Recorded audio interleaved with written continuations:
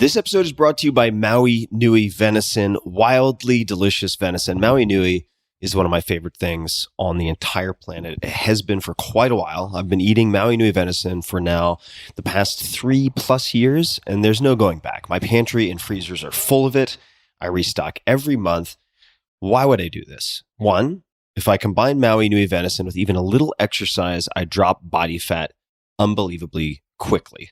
And Axis deer have roughly 2% body fat. It's incredibly lean. Two, it's very tender, not gamey at all, tastes delicious, and it's one of the most nutrient-dense meats on the planet. I would go so far as to say it is the most nutrient-dense meat I have ever found because of the rich volcanic soils, remarkable plant diversity, and so on, including wild grazing. So I literally 10 minutes ago just finished eating some leftovers of ground Axis deer. This is Maui Nui venison with some canned chili, just organic chili, beans and so on that I put into a pan and cooked for 10 minutes.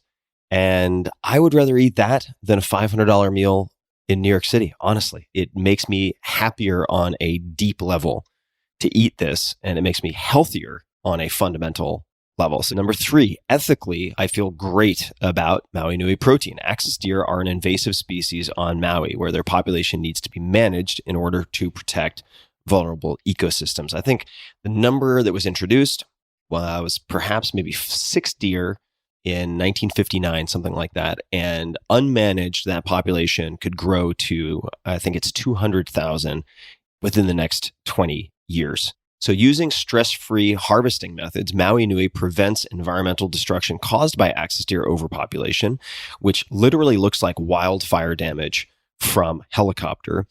So back to the story. I love this stuff that much. Should be clear. I eat it all the time. I use their dog treats for Molly. I use their broth, which is second to none in terms of nutritional profile.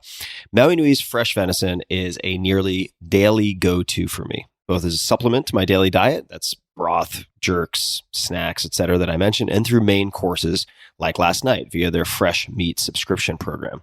And the cuts are all spectacular. Leg medallions are one of my favorites.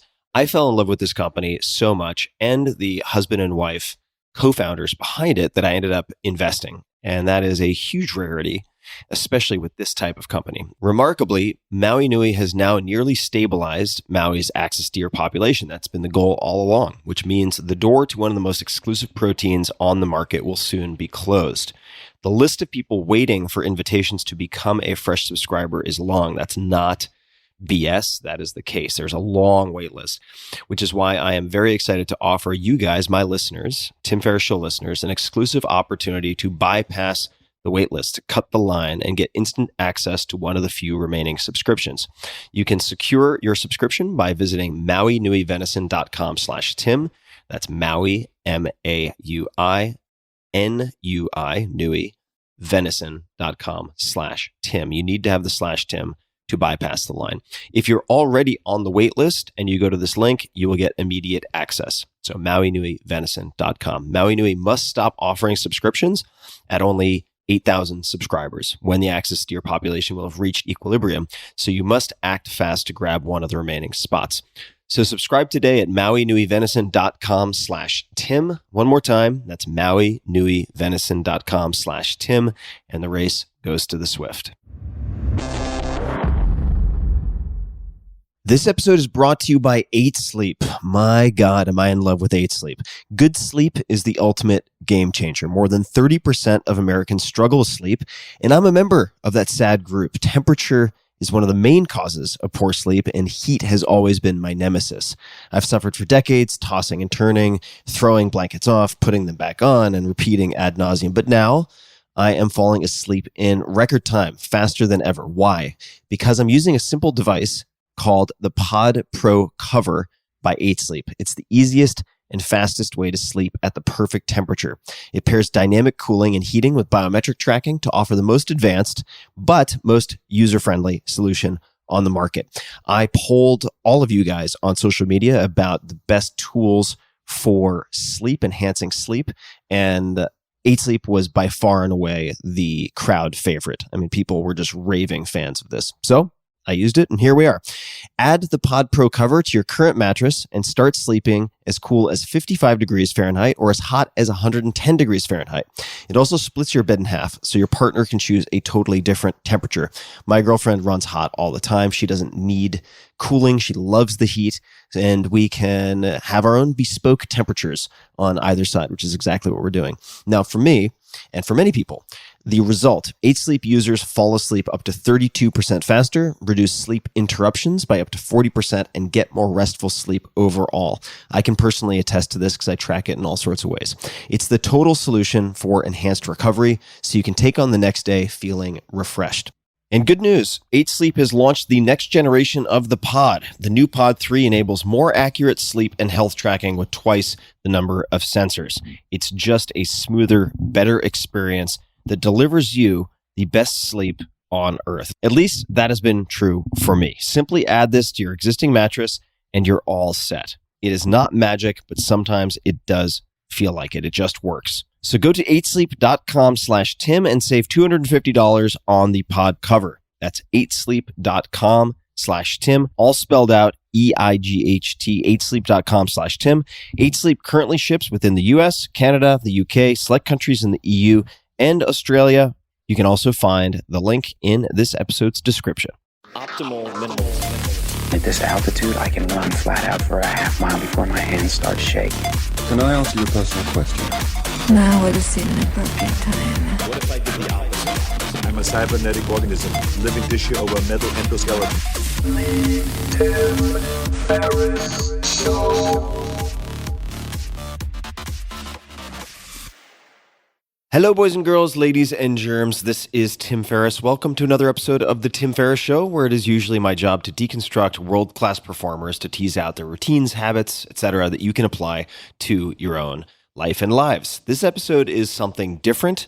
It's an experimental format that I am super excited about, and apparently so are many of you. It's backed by popular demand. This is an episode that scratches an itch I've had for many years now.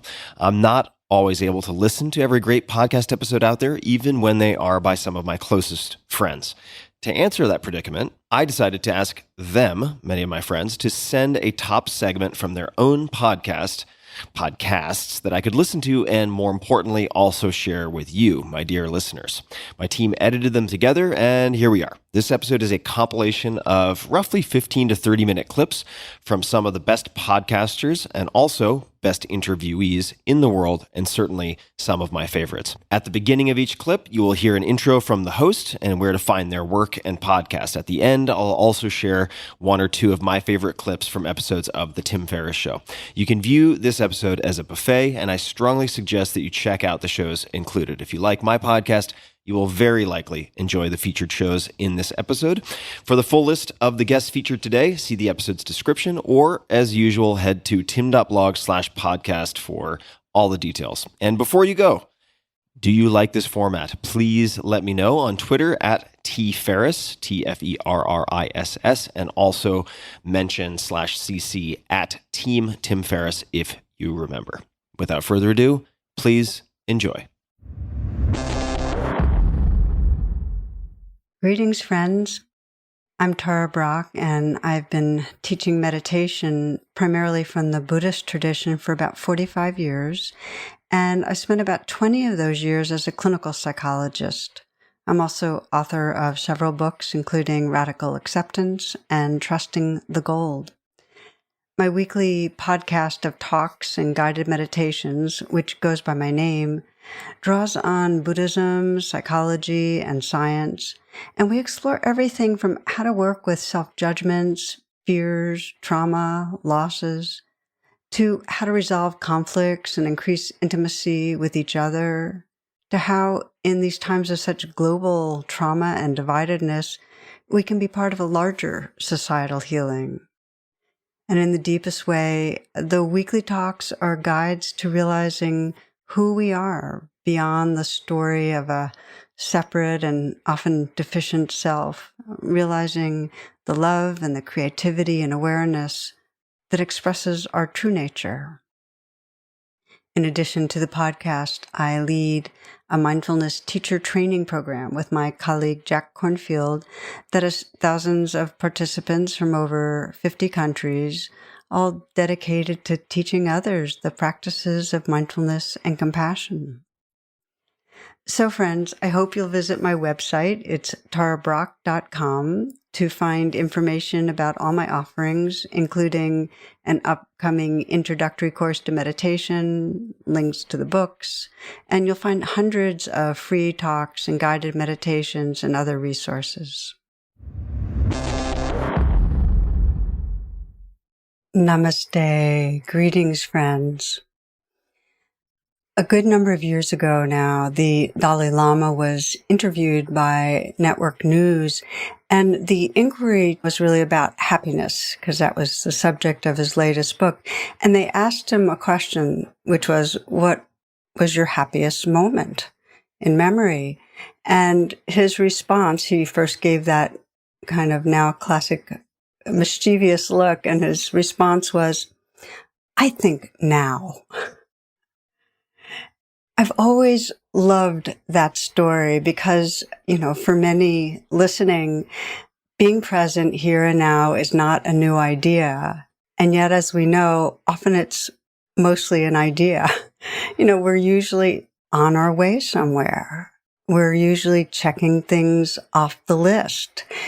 So often we're lost in thought and thinking that the important moment of our life is we're on our way to it or it's already in the past. But it's rare that we sense, well, right now, this moment really matters.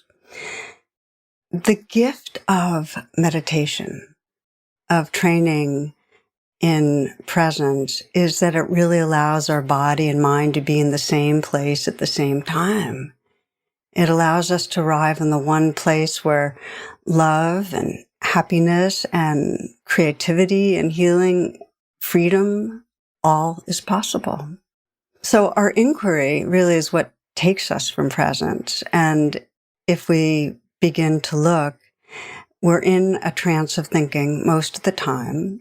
And that trance is typically driven by wants and fears, by the sense that something's missing right now or something's wrong. And even under that, it's often, and this is usually our core focus, that something's wrong with me, with how I am, with what I'm doing, that sense of never enough, that I'm in some way deficient or flawed, and that failure is around the corner. And the expression of that is a background sense of fear or anxiety and uncomfortableness and sometimes shame. So this will be our subject for this talk, which is how do we wake up out of this trance of feeling like there's something wrong with us? How do we disentangle from the self-judgments and live our lives? And one of the stories I'll always remember, a woman described being with her mom when her mom was dying, and she was in a coma, and at one moment, her mother kind of woke up from the coma and was very lucid and looked her in the eyes and said, all my life, I thought something was wrong with me. And those were her last words. And for this woman, in a sense, it was a kind of a gift, because it made so clear how we can go through decades, how many moments we miss of living, of loving, of enjoying beauty, when we're all wrapped up in thinking that we need to be different, that we're falling short in some way. And this is what drew me to write my first book, Radical Acceptance, as a response to that sense of being flawed, being caught in what I call the trance of unworthiness. I remember after writing the book, I was on book tour, and one stop, I was giving a workshop on this, and there was a big poster of me, and the caption at the bottom was, "Something is wrong with me." It was a great welcome to a new community there. And yet, for those of you listening, if you start looking at your life, most of huge amount of self-judgment. And what we don't always realize, and this is why I call it a trance, is how much that underlying sense of not enough affects our moments, affects how generative and creative we are at work, affects our relationships, how intimate we can be, because it's very hard to be close to others if we feel something's wrong with us. It affects everything. And the Buddha said that the great suffering we experience is not realizing the truth of who we are, our true nature, and being caught up in an identification with a small, limited self. And there's a story I've always loved that I think describes this so beautifully, true story, that there was an enormous clay statue of the Buddha in Thailand, and it wasn't beautiful, but it was loved and revered by the populations. It had survived over centuries of storms and battles and so on. And in the 50s, there was a long dry season. And during that time, some cracks appeared. So an enterprising monk shined a flashlight into the crack. And what came back was the gleam of gold, and shined into another crack and another. And they took off what turned out to be just a covering of plaster and clay and found the largest solid gold statue of the Buddha in that part of Asia. And what's interesting is the monks say that the statue was covered to protect it during tumultuous times. And it's much in the same way that we protect our innate goodness and purity. We cover it over when we feel threatened to be able to navigate our world. And the suffering is when we cover over with our defenses and our aggressions and so on, is that we get identified with the covering. We think we're the covering, that controlling, promoting self, and we forget who's looking through. We forget the tender, awake heart, the awareness that's looking through. You know, the essence of all sickness is homesickness. There's a suffering when we forget the gold, when we leave home. We forget what we really belong to, that aliveness and awareness and loving. We forget who we are. It becomes such a profound inquiry, you know, what leads us to forgetting who we are, to judging ourselves so harshly, to becoming so identified with the coverings. And really we can look first, main culprit, the messaging of our culture. Our culture tells us what it means to be a respectable person, a successful person, a likable person. The primary funnel for our messages that trap us in the trance of unworthiness is through family and caregivers. Of course, this is the domain of most psychotherapy, and it's a primary channel for the culture of insecurity and fear of failure. I mean, if you could ask what a child most wants, what a young child most wants and needs, it's to be understood and loved. Yet, out of their own insecurities and fears, most parents don't know how to see clearly and mirror back who this child is. Most parents aren't equipped to love unconditionally. So for so many, there's an experience of severed belonging, cut off from the most significant other, and really severed belonging from the not okay parts of ourselves. I mean, the core wound. I'm not lovable. I'm not loved. I'm not worthy. This is the trance of unworthiness. The healing, the path to realizing who we are and living from that freedom in terms of the trainings of meditation is learning to bring radical acceptance and unconditional, compassionate presence to the experience of the moment. This is what helps to dissolve the coverings, to make the coverings transparent so our light, our creativity, our love, our intelligence can shine through. Radical acceptance, really opening to the present moment. But I want to note here the objection. Most people have a fear of accepting how we are in the moment, our fears, our shame. And the fear is, I'll never change. I'll never get better. And yet, as American psychologist Carl Rogers put it, it wasn't until I accepted myself just as I was that I was free to change. In other words, the prerequisite for true transformation and healing is this radical acceptance, this presence and kindness with what's right here. So the rest of this exploration is, how do we do that?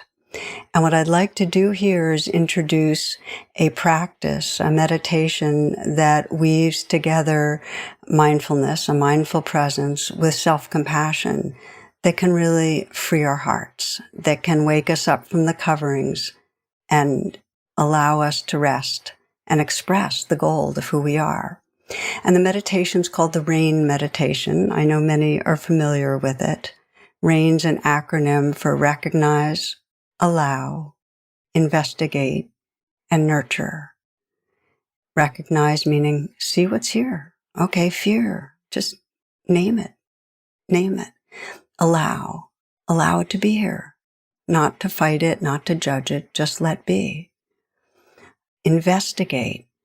That doesn't mean cognitively investigate. That can be a trap. It means investigate by deepening the inquiry into the body and feeling what's here, contacting it.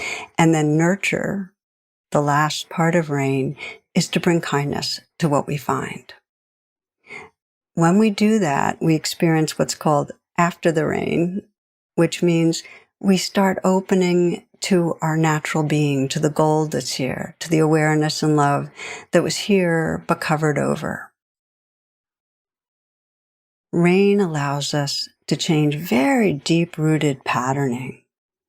During the pandemic, I had countless emails, people saying, RAIN saved my life.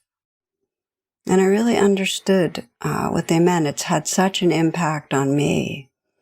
I remember when my mother first moved down to live with my husband and me, and she was 82, and she had a lot that she needed from me, a lot of doctor's appointments, and mostly just needed me to keep her company some. And at the same time, I had a whole lot going on the work and teaching front, and I started feeling increasingly stressed. And I remember one day being at the computer and I was writing a talk. It was on loving kindness. She walked into my office to show me an article, and I barely looked up from the screen. And so she very graciously put it down and left. And as I kind of looked up to see her retreating form, I had this thought, I don't know how long I'll have her. So I decided to do the practice of RAIN and got quiet, and the R, recognize, was a feeling, a sense of, guilt and anxiety. I'm just not coming through. And the A, allow, I just let that be there rather than adding more judgment to it. And the allow has this sense of, this belongs, just like the waves in the ocean. This belongs. So just really letting it be. And that allowed me to deepen my attention and begin to investigate. And I started feeling the feelings in my body, the tightness. And I asked myself, what am I believing? And the belief was, I'm failing. I'm failing my mother, and I'm also going to fall short teaching. The feelings in my body were a real squeeze in my heart, and this sense of pressure and tightness. And as I opened to it, I asked the question that really deepens investigation, which is, what do I need? What does this vulnerable place need? This place of feeling, squeezed and guilty and fearful.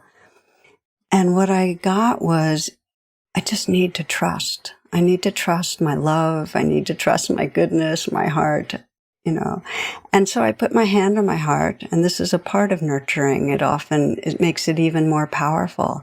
And I just gave myself that message, trust your heart, trust your goodness, it's okay. And as I did that, I just felt more space, more openness. And so I stayed for a few moments and rested in a more spacious, more tender awareness. That's after the rain. There was a shift. I went from being this, guilty, anxious person to this space of compassion, of kindness. And what I noticed in the days and weeks to come, and I repeated rain, I did what I call a light rain, I repeated it, and it was shorter and very effective because I noticed when I was with my mom, I was able to be really present.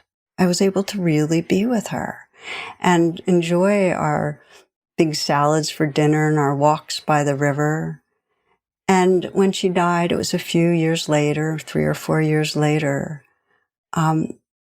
deep grief. Of course, I adored her, but no regrets. And I realized that rain saved my life moments with my mom.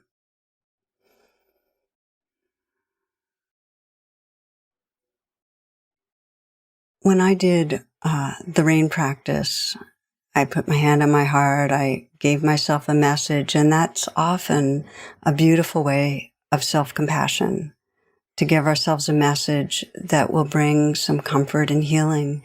But sometimes we can't. And I want to name here that self-compassion doesn't mean that we're offering ourselves compassion, that the self is offering a self-compassion. You can draw on a larger source. I worked with a vet who came back after being in Iraq. And when we explored what would help him nurture a very, very traumatized place in him, it was the love of Jesus. A man described being with the Dalai Lama and telling the Dalai Lama about his fears, and the Dalai Lama said, just let yourself be held in the heart of the Buddha. And a physicist I was reading talks about touching a tree and feeling the nurturing there, the connection. You can call on a friend, you can call on a deity, you can call on your ancestors. I sometimes call on formless, loving awareness, some larger source. What rain does when we offer ourselves attention and when we bring in that nurturing is a kind of spiritual reparenting. We're bringing the presence and kindness we need to heal. And if you're more, science-oriented, you might think of it that we're actually rewiring the brain with rain because it creates new neuronal pathways to feeling empowered, creative, loving, lucid. Okay, friends, let's do a brief practice. We'll do what I call a light rain to give you a taste of it. And wherever you are, you might adjust how you're sitting so that you can just know you're feeling comfortable, at ease, awake. You might take a few full breaths, letting your eyes close or your gaze be downcast.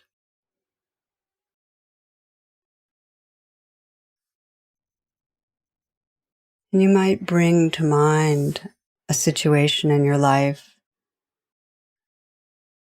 where you turn on yourself in some way. It might be in a relationship, might be at work, might be related to an addiction, to a health challenge, but somewhere, some situation where you land up feeling judgmental and down on yourself.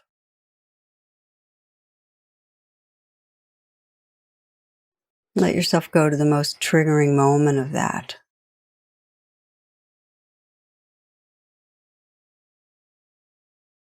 And we begin a light rain by recognizing what's going on.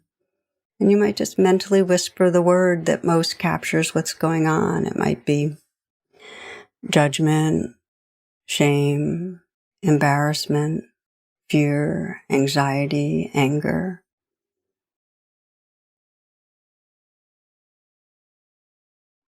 And then allow it. And that means in some way you're saying this belongs, this is part of the experience of the moment. Letting it be.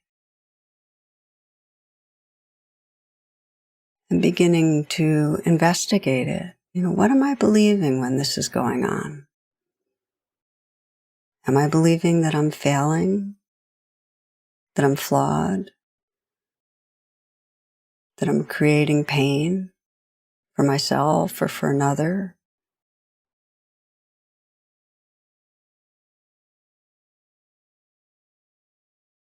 And with whatever I'm believing, what's the strongest feeling in the body going on? You might feel your throat, your chest, your belly, and just sense where you feel vulnerability, where you feel tightness or activation. And you might even let your face and your posture express what you're feeling. It's a powerful way to get more somatically connected.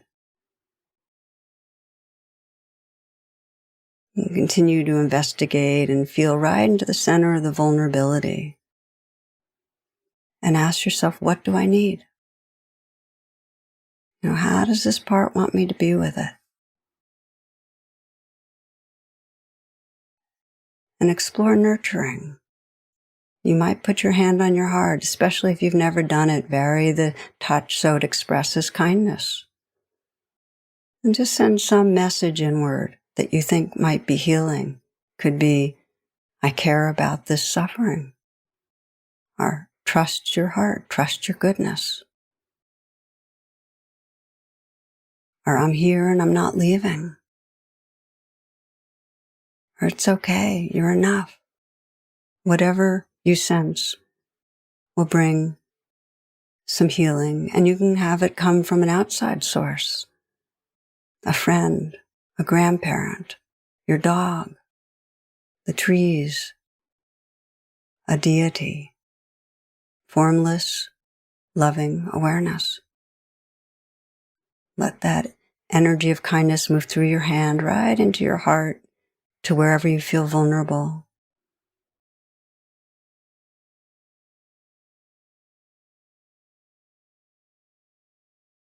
And then let go of all doings and sense the presence that's here.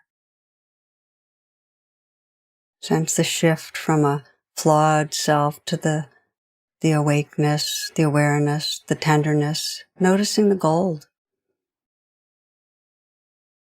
Noticing this tender presence that's more the truth of who you are than any limiting story or belief. The more you trust this, the more freedom, creativity, love, aliveness you'll find in your life.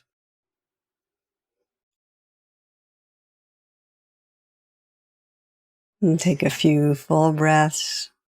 If your eyes are closed, opening your eyes. And the last part, we've been focusing on inner healing. And as we hold our own being with radical acceptance, as we practice rain and come home into who we are, that loving presence naturally extends to others. We're able to see their vulnerability and see their gold. And I've worked with so many parents, been reactive with their children, and done a kind of inner rain process, and much more able to see and respond to their children's unmet needs, less judgmental, And I've worked with so many people who are in conflict with partners, other people in their life. And that inner work enables us to put down blame and really communicate in a much more intelligent, open-hearted way. And it takes practice. We go into trance. We disconnect from our own loving, awake heart and gold. And then we're really looking through the filters of our culture, our society. We don't see others. We see their coverings. If we're in our ego, identify with our ego, that's what we see in others. So I'll share a final story that's been a real guide for me on the path. And this story is told by a minister describing a family holiday trip and stopping at a restaurant that's nearly empty. And she says she sat her son, Eric, her 1-year-old, in a high chair, and suddenly she hears him squeal with glee, "Hi there," 2 words he thinks are one. "Hi there." His face is alive with excitement. Then she says, I saw the source of his merriment, and my eyes could not take it in all at once. A tattered rag of a coat, baggy pants, gums as bare as Eric's, hair uncombed, unwashed. His hands were flapping in the air around loose wrists. Hi there, baby. Hi there, big boy. I see you, Buster. My husband and I exchanged a look that was a cross between what do we do and poor devil. Eric continued to laugh and answer hi there. Every call was echoed. This old geezer was creating a nuisance with my beautiful baby. I shoved a cracker at Eric and he pulverized it in the tray. I whispered, why me? Our meal came and the nuisance continued. Now the old bum was shouting, do you know patty cake? Attaboy, you know peekaboo? Hey, look, he knows peekaboo. We ate in silence, except Eric, who was running through his repertoire for the admiring applause of a Skid Row bum.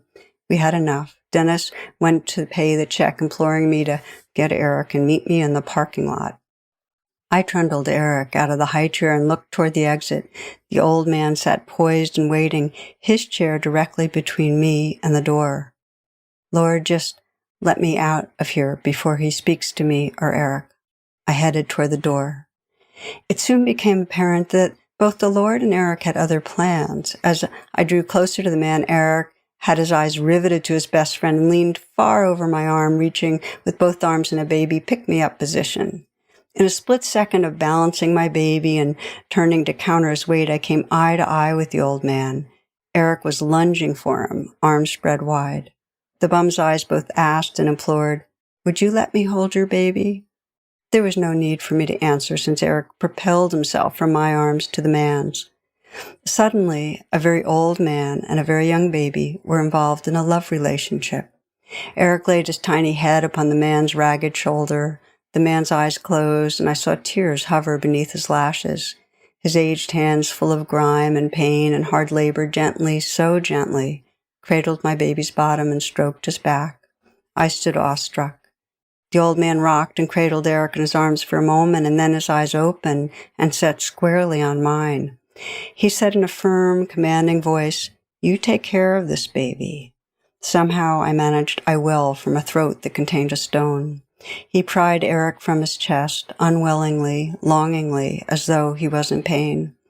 I held my arms open to receive my baby, and again the gentleman addressed me. God bless you, ma'am. You've given me my Christmas gift. I said nothing more than a muttered thanks. With Eric back in my arms, I ran for the car. Dennis wondered why I was crying and holding Eric so tightly, and why I was saying, my God, forgive me.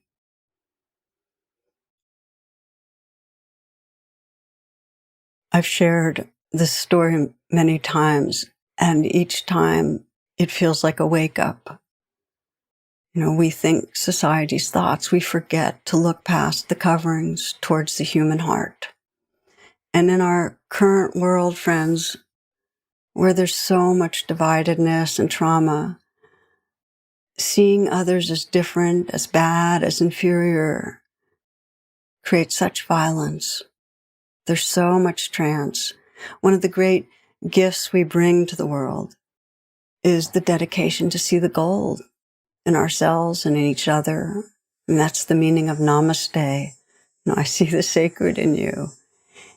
It allows us to be part of the healing. It allows us to bridge divides and bring forward the goodness, the potential. This capacity to see gold is the blessing of radical acceptance, of learning to meet our moments with open-hearted presence. It lets us truly live from love. I'd like to close with a short prayer. This is written by the poet Diane Ackerman. You might sit back and close your eyes and just take it in. In the name of daybreak and the eyelids of morning, and the wayfaring moon and the night when it departs, I swear I will not dishonor my soul with hatred, but offer myself humbly as a guardian of nature, as a healer of misery, as a messenger of wonder, as an architect of peace. In the name of the sun and its mirrors and the crowning seasons of the firefly and the apple, I will honor all life wherever and in whatever form it may dwell, on earth my home, and in the mansions of the stars. Thank you for your attention, friends. Blessings. Hi, I'm Ryan Holiday, the author of 13 best-selling books and the creator of The Daily Stoic. In this episode, I'm going to break down some of the most important questions that I've gathered from some of the wisest philosophers, most incisive thinkers, greatest leaders, and most awesome badasses that have ever lived. The concept was actually inspired by something that Tim taught me, Tim's love of asking questions which change how you think about things. These particular questions have had a big influence on my life and career. Also, you can check out my new book, Discipline is Destiny, The Power of Self-Control, which is out now, and you can buy anywhere books are sold. You can also buy a signed copy from me in the Daily Stoic store at dailystoic.com or in person at my bookstore, The Painted Porch here in Bastrop, Texas. Who are you spending time with? Goethe says, show me who you spend time with, and I will tell you who you are. Seneca talks about spending time with people who make you a better person. My dad said to me as a kid, you become like your friends. Well, the question is, are you spending time with people who are averaging you towards where you want to go, or are they averaging you away from where you want to go? This is a question that can lead to some hard decisions, people that you're going to spend less time with. Who are you seeing after work? Who are you reading? Who are you talking to? The people we spend time with are either going to make us better, they're going to make us worse, or they're going to keep us exactly who we are, which is either a good thing or a very bad thing. Is this in my control? Epictetus says this is the key question. This is the chief task of the philosopher in life, which is separating the things that are up to us from the things that are not up to us. And so much of the time and energy we spend in this life are on things that are not up to us, that are not in our control. It just started raining. I don't need to have an opinion on the fact that it's raining because it's not in my control. But what is in my control is what I'm going to do. What's in our control is our actions, our thoughts, our opinions. And so the Stoic learns to tune out what's not in our control, and it focuses on what is in our control. And so we ask ourselves about everything we experience, everything we're feeling, everything we're working on, is this up to me, or am I throwing good energy after bad? Am I beating myself against a wall that's never gonna move? What does your ideal day look like? A life, Seneca says, is made up of days. Annie Dillard said, how we spend our lives is, of course, how we spend our days. What does an ideal day look like for you? How are you trying to design your life? If you don't know what a good day is like, what your ideal is, then you're just going to be working on making more money, acquiring more fame, getting more power or influence. But you have to ask yourself, is this getting me closer or further away from the life that I want? I've talked about how I know exactly what my ideal day looks like. It's a Saturday where I wake up early, I work out, I do a little bit of writing, I spend lots of time with my family, I have time to think. I haven't signed myself up for a bunch of pointless obligations or phone calls or meetings.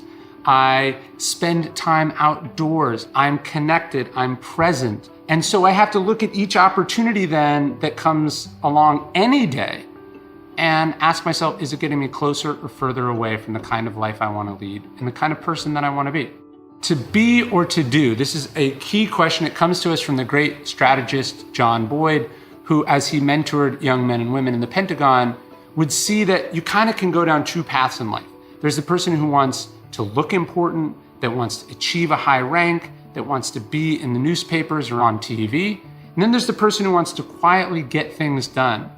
I think it was Truman who said, it's amazing how much you can accomplish if you don't care about who gets the credit. To be or to do is largely about credit. Do you care about accomplishments or do you care about impact? Do you care about credit or do you care about getting things done? You have to ask yourself, am I trying to be an important person? Am I trying to accomplish important things? And this question is critical. To be or to do, how are you measuring your life?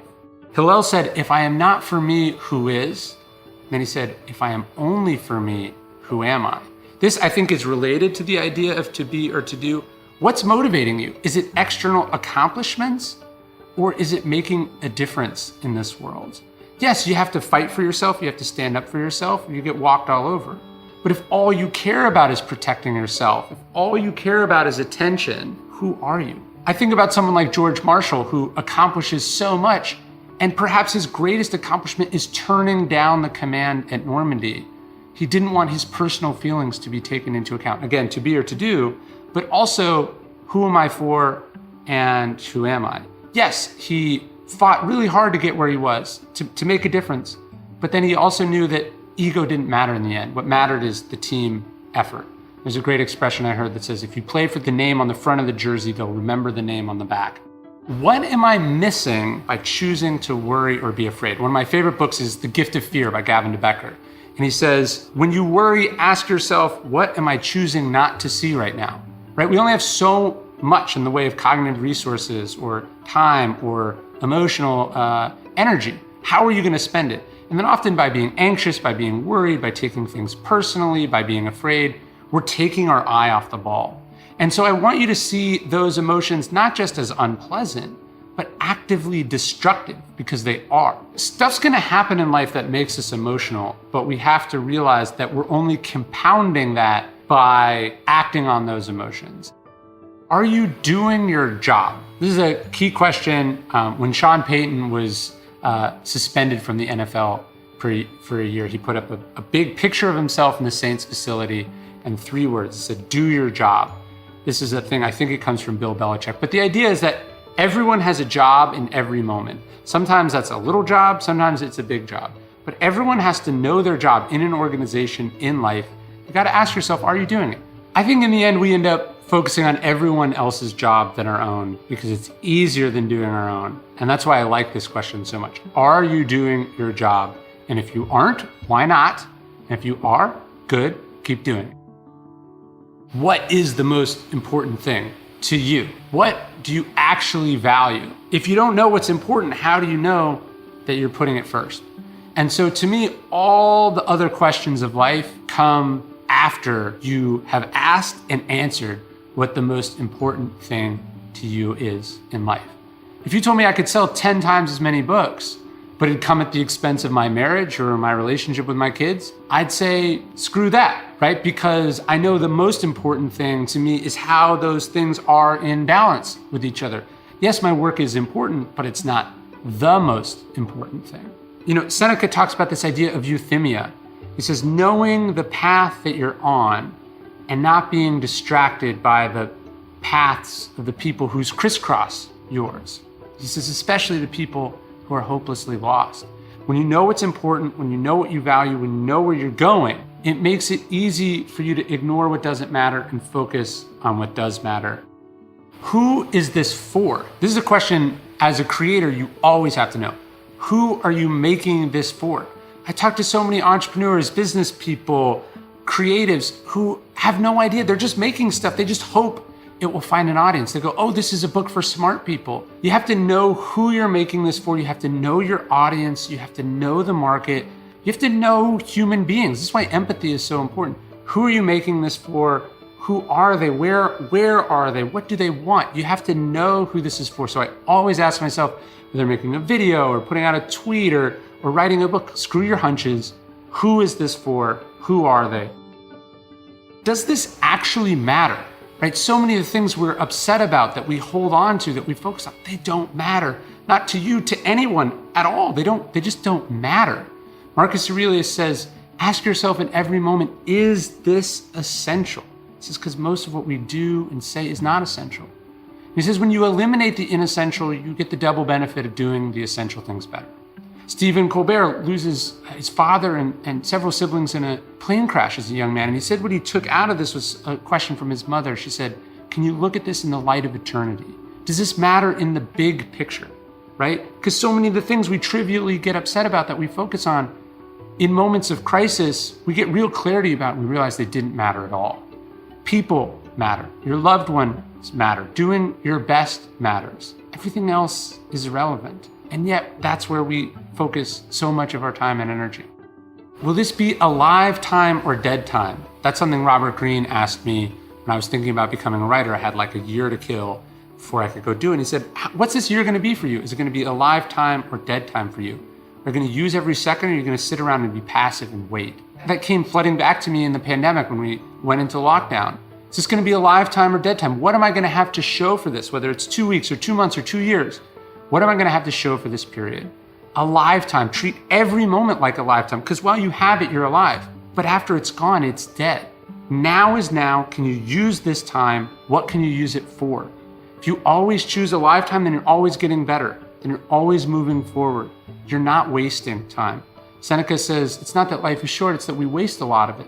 We kill time as time is killing us. And the truth is, you always have the ability to make the most of this moment.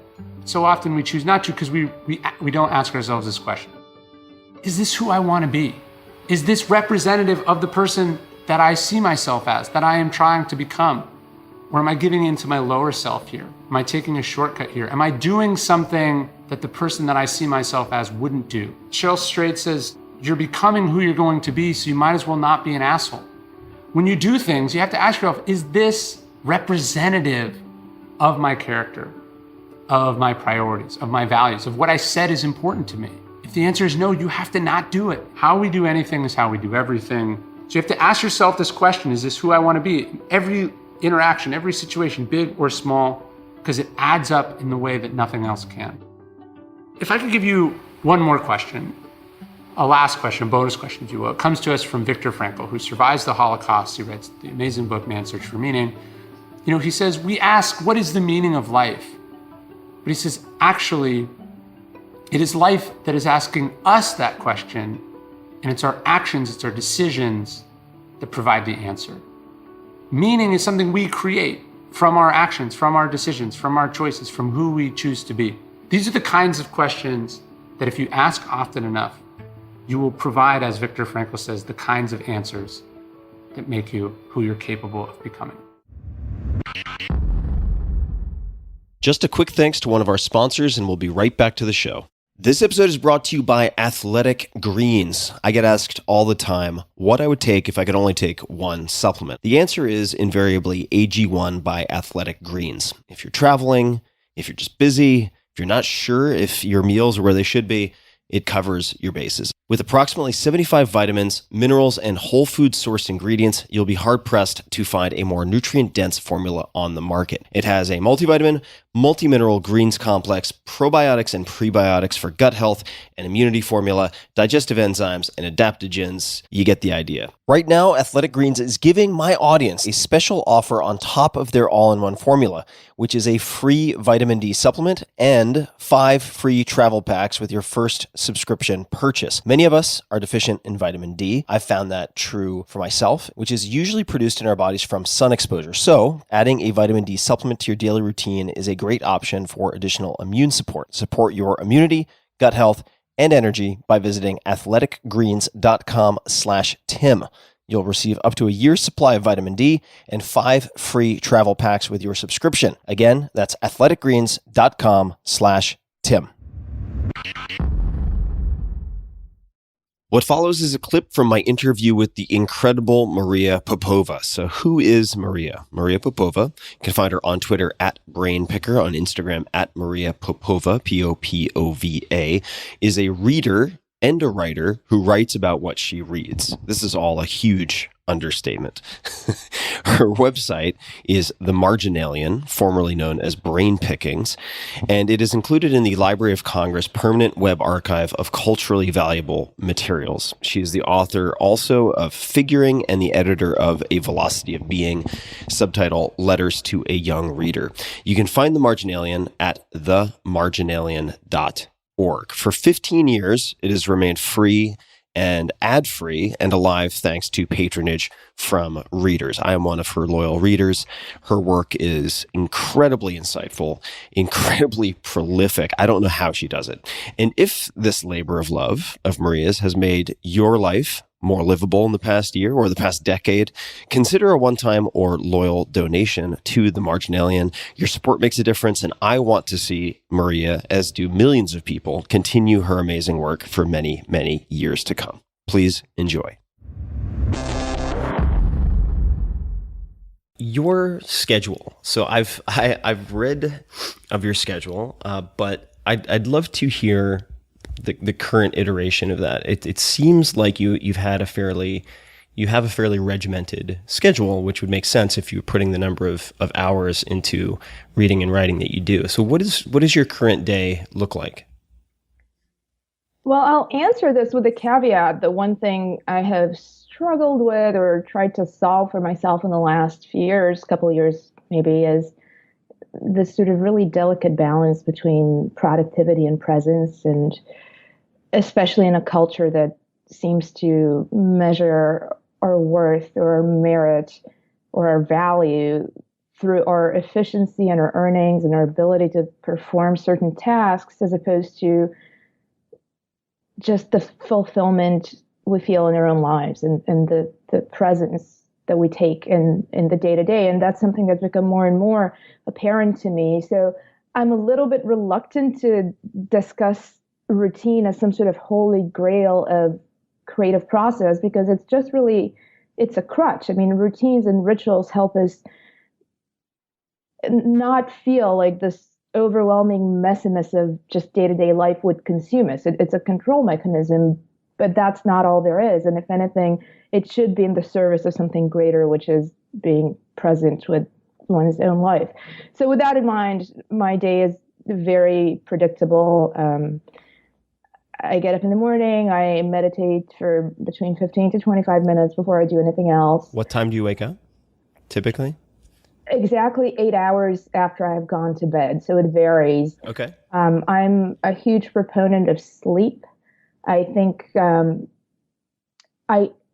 I write, when I guess try to think, what I do is essentially make associations between seemingly unrelated ideas and concepts. And in order for that to happen, those associative chains need to be firing. And when I am sleep deprived, I feel like I don't have full access to my own brain, which is certainly, I'm not unique in that in any way. There's research showing that our reflexes are severely hindered by lack of sleep. We're almost as drunk if we sleep less than half the amount of time we normally need to function. And I think ours is a culture where we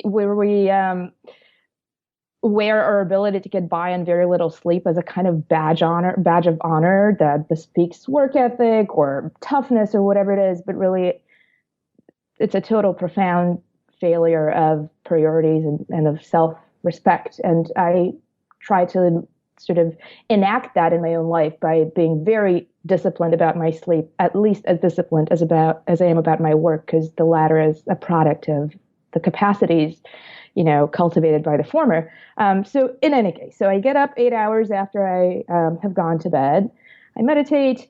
I go to the gym where I do most of my longer form reading. I get back home, I have breakfast, and I start writing. I usually write between 2 and 3 articles a day, and one of them tends to be longer. And when I write, I need uninterrupted time. So I try to get the longer one done earlier on in the day when I feel much more alert. So I don't look at email or anything really external to the material I'm dealing with, which does require quite a bit of research usually. So it's not like I can cut myself off from the internet or from other books, but I don't have people disruptions, I guess. So anything social. And then I take a short break. I'm a believer in sort of pacing, creating a sort of rhythm where you do very intense focused work for an extended period, and then you take a short break and then cycle back, and then I deal with any sort of admin stuff like emails and just taking care of errands and whatnot. And I resume writing, and I write my other article or articles through the evening. I try to have some private time just later in the day, either with friends or with my partner, or just, time that is unburdened by deliberate thought, although you can never unburden yourself from thought in general. And then usually later at night, I either do some more reading or some more writing, or a combination of the two. Got it. And so a number of follow-up questions. What type of meditation do you practice currently? Just guided Vipassana, very, very basic. There's a woman named Tara Brach who she's a mindfulness practitioner. How do you spell her last name? Brach. Got it. She's based out of DC, and she was trained as a cognitive psychologist, then did decades of Buddhist training and lived in an ashram, and now she teaches mindfulness, but with a very secular lens. So she records her classes, and she has a podcast, which is how I came to know her. And every week she does a 1-hour lecture on sort of the philosophies and cognitive behavioral, wisdom of the ages. And then she does a guided meditation. So I use her meditations, and she has changed my life perhaps more profoundly than anybody in my life. So I highly, highly recommend her. Tara Brach. Brach, yes. And all her podcast is free. She has 2 books out too. She's really wonderful. Very Awesome. generous person. I will have to check that out. And so you're listening, then you have earbuds in when you're listening to audio while you meditate.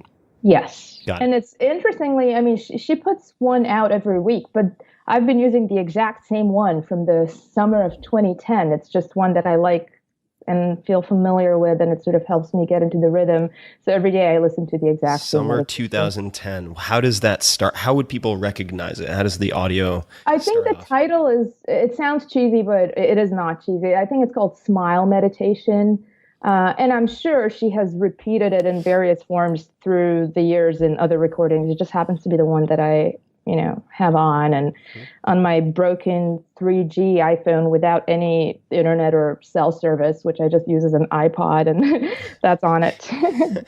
Awesome. That's a great answer. God, I love digging into the specifics. So when you go to the gym then to work out, are you still using an elliptical for that, or Yes. you are? Yes. Okay. I do sprints, high intensity intervals on the elliptical. And for cardio, and I do a lot of weights and body weight stuff too. You do? All right. But when you're reading, is that on the elliptical? Yes. And what type of device, if any, are you using for that reading?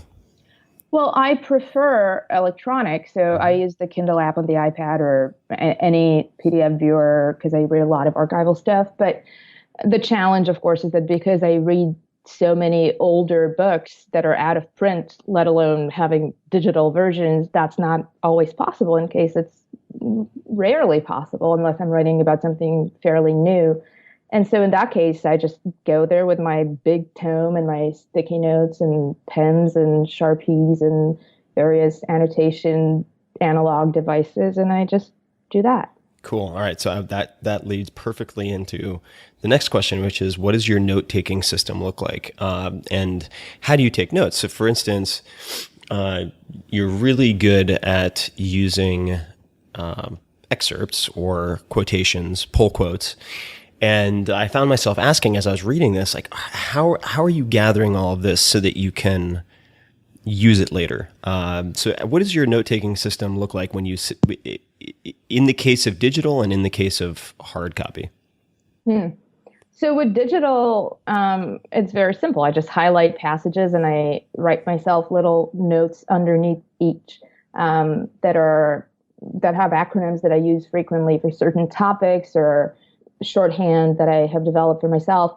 But reading is really, or understanding really, which is what reading should be a conduit to, is a form of pattern recognition. So when you read a whole book, you kind of walk away with certain takeaways that are thematically linked, and they don't usually occur, sequentially. So it's not like you walk away with one insight from the first chapter, one insight from the second chapter. It's just sort of this pattern of the writer's thoughts that permeate the entire narrative of the book. And so especially if you read as a writer, so somebody who not only needs to walk away with that, but ideally wants to record what those patterns and themes are, that sort of reading is very different.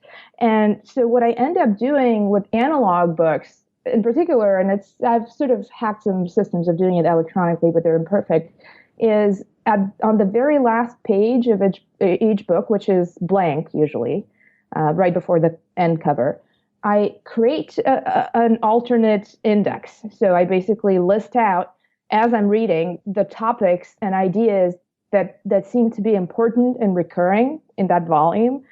And then next to each of them, I start listing out the page numbers where they occur. And on those pages, I've obviously highlighted the respective passage, and I have a little sort of sticky tab on the side so I can find it. But it's basically an index based not on keywords, which is what a standard book index is based on, but based on key ideas. And I use that then to sort of synthesize what those ideas are once I'm ready to write about the book. Okay, I have to geek out on this because I'm so excited now. So as it turns out, with analog books, I do literally exactly the same thing. I usually start with the inside cover, but I create my own index. And of course, they don't have to be in order, so you can sort of list them in my particular case, in any order. I also will have sort of a couple of lines dedicated to PH, and PH just refers to phrasing. So if I find a turn of phrase or wording that I find really... Oh, I do that too. Oh, really? But I call it BL for beautiful language. Oh, that's so cool. Okay. So there's that. And then I have, like Q or Q, if they're quotes. So for instance, many books will have quotes attributed to other people, or just header quotes in some cases. And so I'll have quotes. I'll just write that out, and then colon, and then I'll list all the page numbers for that particular sort of category that I'm collecting. In the case of quotes, so for when you're gathering this, you mentioned acronyms and shorthand. So besides beautiful language, what are some of the other acronyms that you use? Oh, they wouldn't make sense. They're just very private. It's like too long to get into what they stand for. They're just completely my own system. Is there one other example that you just if you could indulge me? One that is, I guess, not so much about the contents of that passage as about its purpose is LJ, which is, I have a little sort of labor of love side project called Literary Jukebox, right? Sure. I've seen it. It's awesome. Oh, thank you. But yeah, so I do these pairings of passages from literature with a thematically matched song. And so sometimes as I'm reading a book, I would come across a passage that I think would be great for that, and maybe a song comes to mind.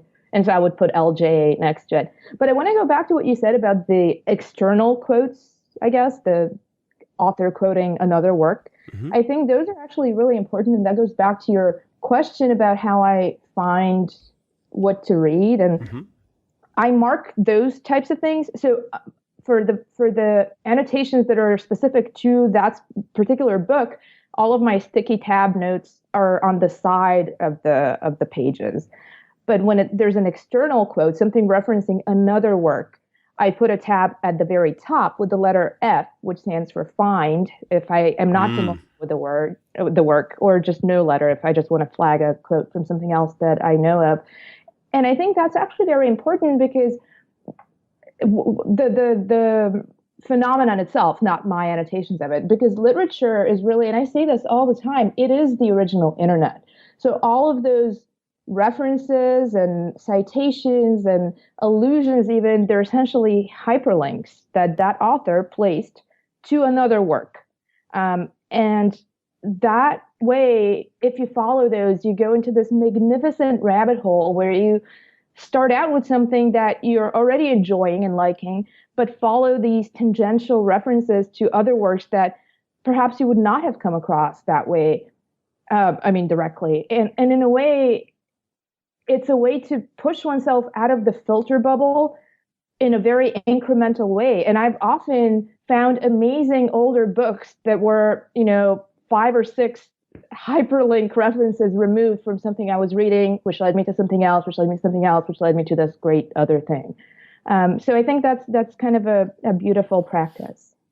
Yeah, it's the serendipity of it is so beautiful when it works out. And I'll give a confession. This is really embarrassing, but since no one's listening, I came across Seneca. So Seneca the Younger, who's had probably more impact on my life than any other writer. Originally, because I was perusing a number of anthologies on minimalism and simplicity, and Seneca kept on popping up. Quote Seneca, quote Seneca. And because it was always one word, like Madonna, or, and this is going to be really embarrassing, or like Sitting Bull. I assumed that Seneca was a Native American elder of some type for probably a good... So lovely, actually. I assumed he was a Native American elder for probably a good year or two before I realized he was a Roman. And I was like, man, Ferris, you got to do your homework, pal. Like, you got to dig in. And then at that point is when I really sort of jumped off the cliff into a lot of his writings, which I still to this day revisit on an almost monthly basis. I just revisited his The Shortness of Life. Oh, so good.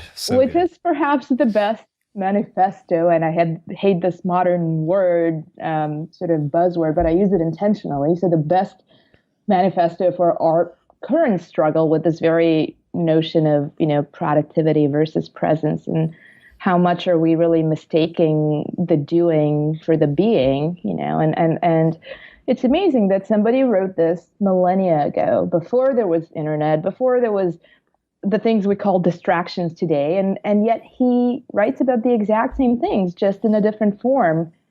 Yeah. The exact same things. And the way that, if I'm trying to use Seneca as a gateway drug into philosophy, I won't use the P word, first of all, with most people, because philosophy smacks of, I think it calls to mind for a lot of people the sort of haughty, pompous college student in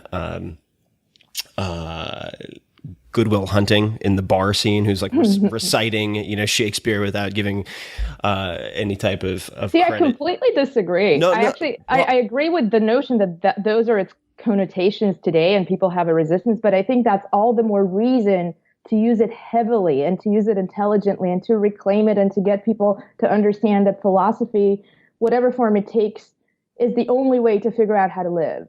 Yeah. Everything else that we take away from anything is a set of philosophies, essentially. I agree. No, I totally agree. So, but I usually, if I'm going to lead people there, I try to lure them in with Seneca, because I think he's very easy to read compared to a lot of, say, at least the Stoics, or that's actually not even fair, compared to a lot of philosophers who have been translated from Greek. Most of his writing, I believe, was translated from Latin, which tends to be just an easier jump from English. So it's very easy to read. And what I tell people is, start off with some of his letters, and you'll find that you could just as easily replace these Roman names like Lucilius and so on with like Bob and Jane, or pick your contemporary name if of choice, and they're all as relevant now as they were then. I'm Cal Newport. I'm a professor of computer science at Georgetown University, where my research focuses on the theory of distributed algorithms. I'm also, however, a New York Times best-selling author who writes about the intersection of technology, productivity, and the quest to live and work deeply in an increasingly distracted world. Now, you might know me from some of my recent books, such as Deep Work, Digital Minimalism, and A World Without Email. You might also know me from my writing for The New Yorker, where I am on the contributor staff. The clip you're about to hear comes from my podcast, Deep Questions with Cal Newport. Now, on this show, I take written questions and voice calls from my readers. They ask questions about the various theory I write about, and I help them put it into practice in the messy reality of their actual lives.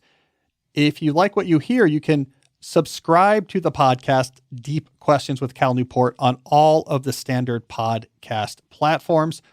If you prefer video, you can go to youtube.com/Cal Newport Media. There you will find full episodes as well as clips of popular questions and segments. All right, so anyways, here comes the clip. I hope you enjoy it. Today, I want to do my first core idea video deep dive, I should say, my first core idea deep dive. And the topic I want to do it on is time management.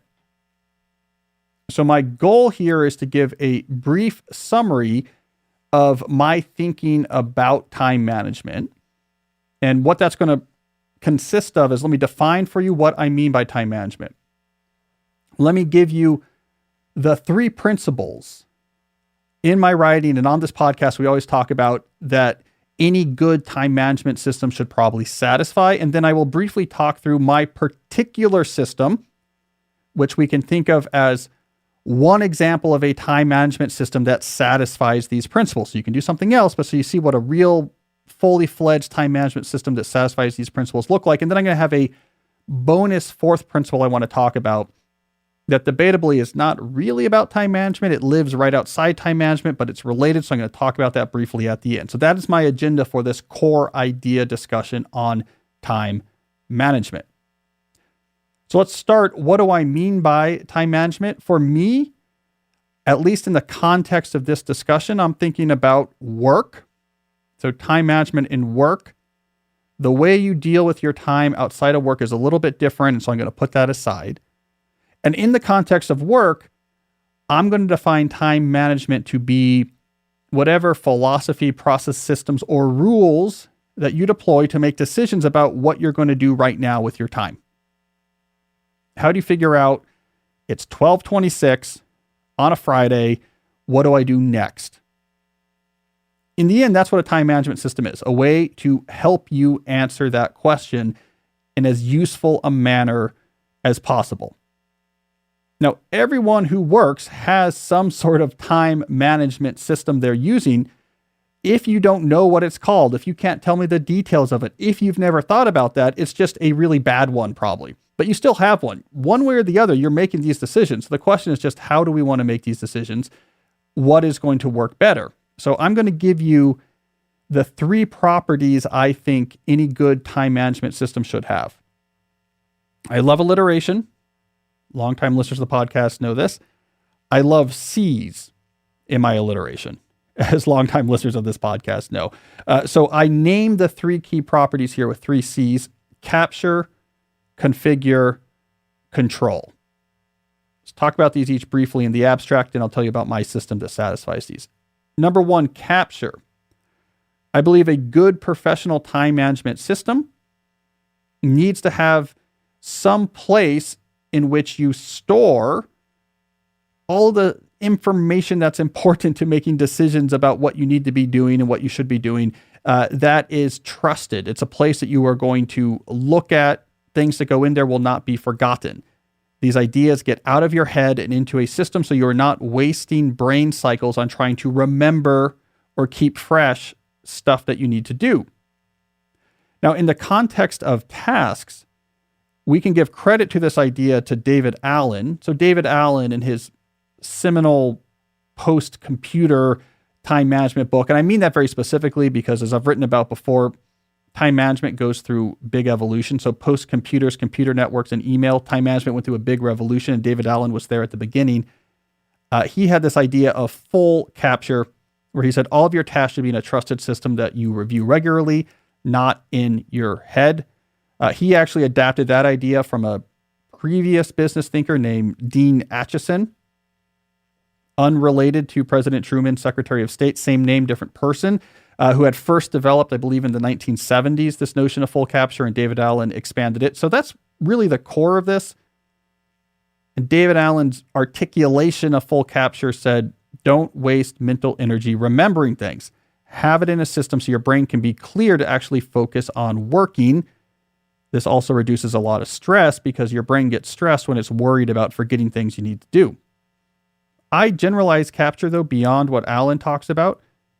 In addition to each of your commitments being somewhere you trust, I want your plans to also be somewhere you trust. So any thinking you've done about what you're working on all sorts of different timescales, that should be written down somewhere you trust and review regularly as well. I think that's often overlooked, but the planning process of what's going on, how do I want to get my work done, what needs to be done this semester, what do I have to get done this week to hit this goal, That's a really important part of time management. I don't want that all in your head. That also gets captured. All right, second property, configure. All right, this is a twist that I've become increasingly a loud advocate for, which is care more about how you actually organize this information that you're capturing. I think you really need to think through, once I have this information written down somewhere, where do I put it? How do I organize it? Is it in categories? Is it broken up by role? Equally important, getting the relevant information consolidated. I'm really big on this. So not only do you have a really smart organization for all the stuff on your plate, you're also gathering in one place all the relevant information. You're not searching through your email inbox to try to remember, what does this mean and where are we and what do I owe this person? I'm supposed to get back to Derek about the program codes. What does that mean? Let me go through my inbox. Now, all that should be in one place. So these are our two goals with organize. That the information is organized well, where what you want to happen here, what you want to have happen here is that you can very quickly get the gestalt of what's on your plate, what's due, what's not, who you're waiting to hear back from. The information is put aside in such a way that it's not just a list with 100 things. And two, all the relevant information is there. I'm not scrambling around to figure out what I need to know to do this thing. All the information is there. All right. Control. The third property of a good time management system. Control says, instead of being reactive in your decisions about what you want to do with your time, and by reactive, I mean just saying, okay, it's 12:23 on Friday. What do I want to do next? I don't know. Let me see what seems relevant. Let me look at my inbox. Let me look at Slack. Maybe I'll look at a to-do list and try to choose something off of it. Control says, don't be reactive. Don't wait till you get to the moment to say, what should I do next? Instead, be proactive. Make a plan for your time in advance that makes the most of the time that you actually have available. So you think ahead, you look at the time you have available, and you say, what do I want to do with this? I'm planning the whole picture at once. I'm not waiting till the moment to say what happens next. Now, on the podcast, I talk often about doing this control at multiple time scales. You'll hear me talk about multi-scale planning. This is where that actually applies. And what I recommend is that you should be doing this type of planning on 3 time scales: quarterly, weekly, daily. So quarterly, you have a plan for what you want to try to get done that quarter. What's important? What are the big projects you're working on? There could even be daily work that you want to really emphasize. Like, look, I got to get my cold calls up. So every Monday, Wednesday, Friday, I spend the first hour doing cold calls, whatever it is, but you're making this plan for the quarter. Looking ahead at the quarter, is this a busy quarter, not a big quarter? What are the big deadlines this quarter? Is there a huge trade fair halfway through it? That means the first half of the quarter has to be really focused on preparing for that trade fair. You're looking at the whole picture of the quarter and at this pretty big granularity, coming up with a plan. Every week, you then look at that quarterly plan and produce a plan for the week ahead of you. So now you're doing weekly planning. And when you're doing weekly planning, what you really want to do is get a sense of what's going to happen which day. And then finally, you get down to the daily scale, where you say, what am I actually doing during the hours of the day? So we're in weekly planning, you are looking at what am I going to do the different days of this week. At daily planning, you're saying, here's my day. I have a meeting here, I have a call here, I have 2 meetings here. Here's the time that's free. What do I want to do during that time? So multi-scale planning, I think, is the right way to think about control. You're giving your time a job as opposed to asking in the moment, what should I do next? All right, so I think any good time management system should do capture, configure, control. Let me talk briefly about my specific instantiation of these properties, what my time management system looks like at the moment. So for capture, there is where I actually store the things I need to do. And I use Trello, which is a task board software system. So it gives you a visual metaphor for cards on a board arranged vertically in columns. I use Trello to keep track of tasks and commitments, and I use Google Docs to keep track of plans, the plans I have about various things. So Trello is where all my tasks are. Google Docs are where my my plans live. So that's where in multi-scale planning my quarterly plan lives. That's where other plans live. Jesse and I, for example, have a Google Doc where we have our plans for the podcast, etc. Trello for tasks, Google Docs for plans. In addition to the storage systems, you have to have the capture tool. So the tools you use to capture things during the day on the fly that will then get later moved into those storage systems. Now, for me, I use two main ones. I have my time block planner. I am in a lucky situation where I was able to design and publish my own planner. So you can obviously find out more about that at timeblockplanner.com. But that planner has for every day a page in which you can capture stuff. So I capture stuff right in that planner. On my computer, I also have a text file on my desktop. I call it workingmemory.txt because I think of it as like an expansion of my actual working memory. And I use that when I'm on my computer to capture things, especially when I'm cleaning out my email. I can just type much faster than I can write, and I capture all sorts of notes in this document. I work through ideas on the document. It really is like an extension of my working memory. So a lot gets captured in there. If I'm in a meeting on Zoom, things are popping up I have to do. I'm writing it probably right there in that workingmemory.txt. At the end of every day, I do a shutdown. My planner even has a box I checked. It says shutdown complete that indicates I've done my shutdown. As part of that shutdown process, I look through everything in that planner, everything in workingmemory.txt, and I get it into one of those more stable systems. Goes on the Trello or I update my Google Doc. So those things get pushed back down to zero. They're temporary tools to capture, and then they get moved into the more stable systems. The one addendum I should add there is the calendar. Obviously, some of these things are appointments, so that goes right to the calendar. All right. Configure. I mentioned I use Trello for my task. The way I actually use Trello is I have a separate board for each of my different professional roles. I keep a separate board as a writer, a separate board, for example, as a teacher, which I keep as a separate board as a researcher, etc. Those are then split up into columns. There's a few standard columns that every one of these boards have. I typically have a column where I put tasks on there that's called to be processed, where it's a pretty complicated thing I need to do, and I don't quite understand all the details of it, but I don't want to keep track of it in my head. But also, it's 5 o'clock and I'm shutting down. I don't have time to spend 20 minutes figuring out what does this mean? Like, what are the actual actions here? So I'll just throw that in the to be processed column. I usually have a column on each of these boards for waiting to hear back from. So if I've sent someone a note and I need information from them, and that information is critical for me to keep making progress, I like to put a card on my Trello board under waiting to hear back that says, here's what I'm waiting to hear back from, and here's what I'm going to do once I get that information. I don't want to remember that in my head. So I put it on there. I typically have a column for things I'm working on this week. And I'll typically have a column for if there's specifically persistent initiatives within that role, I'll give it its own column so I can really quickly see for this thing I'm working on, what are all the different things that need to be done. So as a researcher, there might be a column for a paper we're preparing for publication. In my administrative role at Georgetown, there might be a column for a search committee that I'm on. Here's the relevant tasks.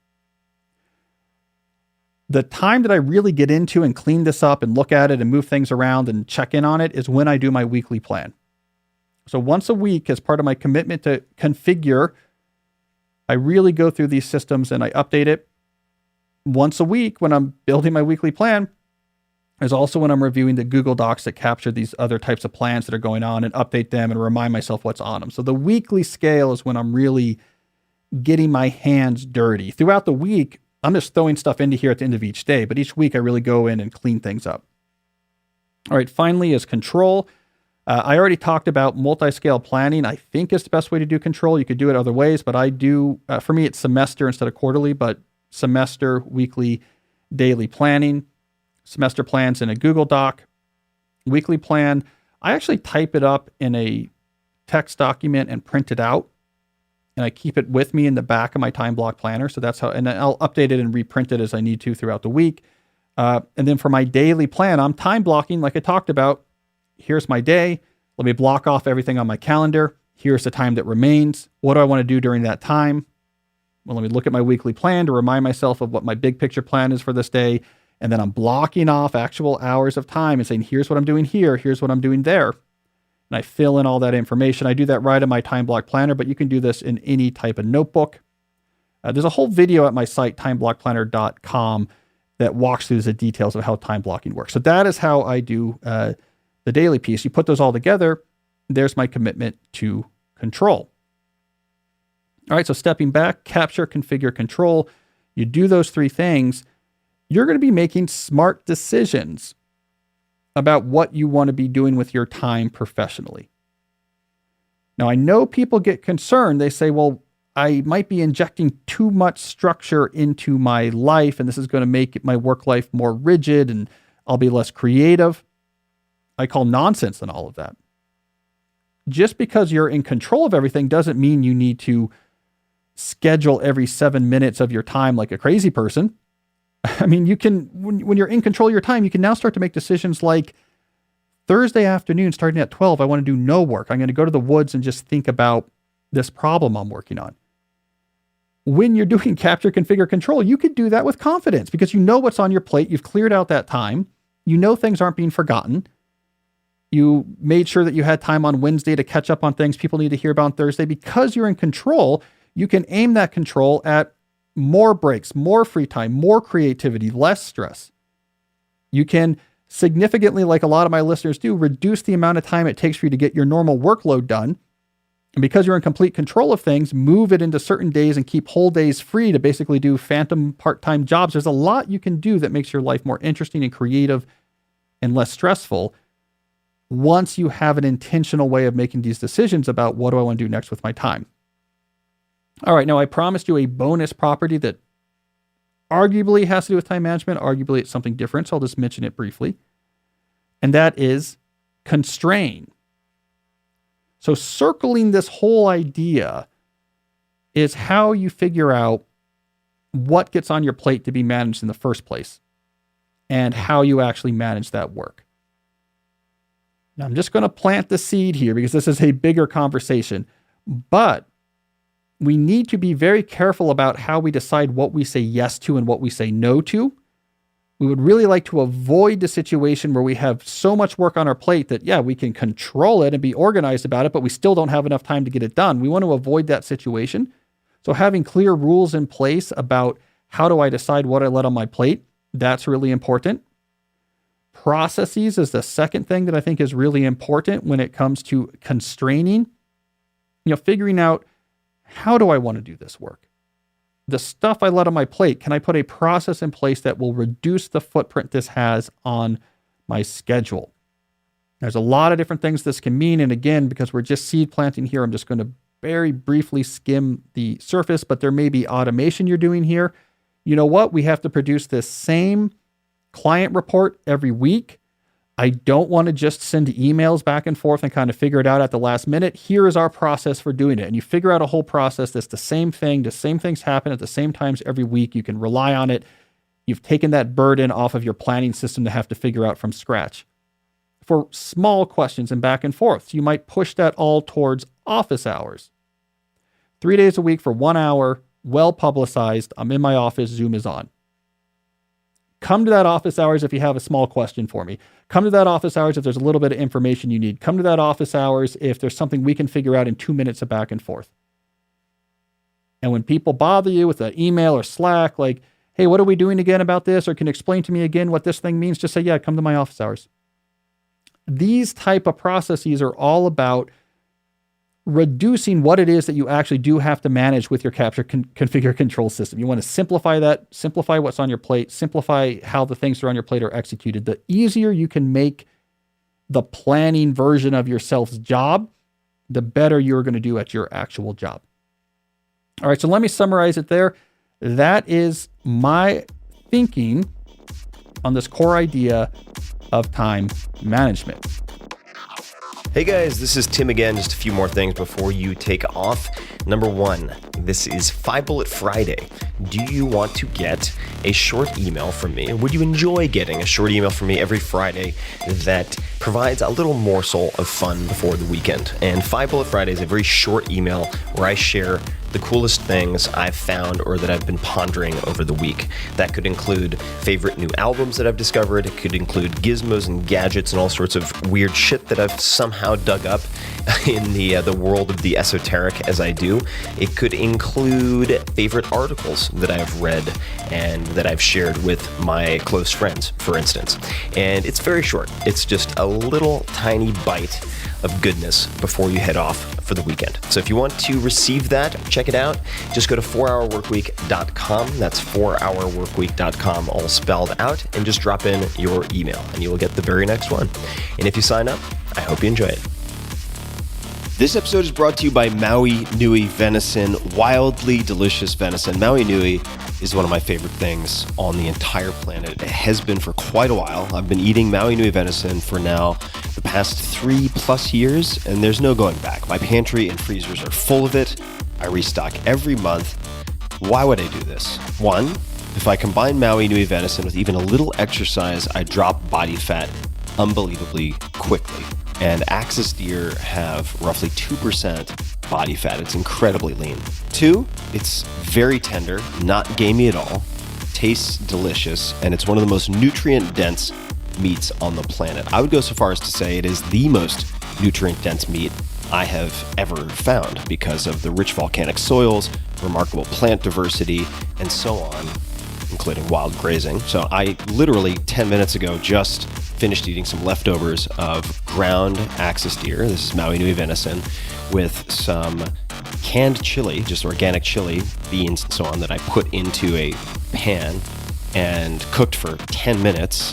And I would rather eat that than a $500 meal in New York City. Honestly, it makes me happier on a deep level to eat this, and it makes me healthier on a fundamental level. So number three, ethically, I feel great about Maui Nui protein. Axis deer are an invasive species on Maui where their population needs to be managed in order to protect vulnerable ecosystems. I think the number that was introduced was perhaps maybe 6 deer in 1959, something like that. And unmanaged, that population could grow to, I think it's 200,000 within the next 20 years. So using stress-free harvesting methods, Maui Nui prevents environmental destruction caused by Axis deer overpopulation, which literally looks like wildfire damage from helicopter. So back to the story. I love this stuff that much. Should be clear, I eat it all the time. I use their dog treats for Molly. I use their broth, which is second to none in terms of nutritional profile. Maui Nui's fresh venison is a nearly daily go-to for me, both as a supplement to my daily diet, that's broth, jerks, snacks, etc. that I mentioned, and through main courses like last night via their fresh meat subscription program.